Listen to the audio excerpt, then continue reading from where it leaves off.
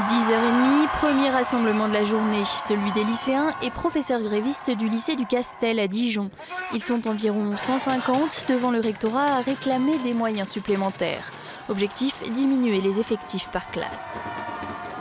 On aimerait bien pouvoir dédoubler nos classes, c'est-à-dire pouvoir travailler de façon correcte en demi-groupe sur certaines matières, sur les heures d'accompagnement personnalisé et tout ça, parce qu'en plus avec la réforme qui vient de tomber, on se retrouve avec une réforme qui après nous avoir pourri nos études, ils vont aussi nous pourrir notre travail, quoi. Étudier et travailler dans de bonnes conditions, les mots d'ordre se rejoignent, les manifestants lycéens et étudiants aussi pour un pique-nique place de la République. Un moment convivial pour unifier le mouvement. Pendant nos études et pendant notre insertion sur le monde du travail, on enchaîne les stages, les CDD, on n'a même pas de perspective de CDI. Et quand on voit que l'âge moyen de l'obtention du premier CDI elle est à 27 ans, on s'inquiète. Et c'est pour ça qu'on revendique de redonner une priorité à la jeunesse.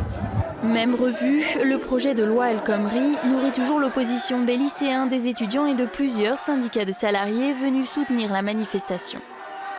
Le danger pour les salariés, les futurs salariés, ces étudiants et ces lycéens aujourd'hui, c'est l'inversion de la hiérarchie des normes. La pyramide qui s'inverse, le code du travail, les conventions collectives, les accords de branche, etc., ne seront plus négociés qu'en entreprise, là où les salariés sont les plus fragiles vers l'employeur. Il y a énormément d'aberrations, donc nous on est là pour montrer qu'on est en colère et qu'on n'est pas pour cette loi du travail. Cet après-midi, 800 personnes ont ainsi défilé entre la mairie et l'université. Pendant la manifestation, le bâtiment droit-lettres a été évacué. Les cours annulés jusqu'à demain. Une mesure inhabituelle justifiée selon l'université par le risque de dégradation et de blocage. Prochaine journée de mobilisation le 31 mars.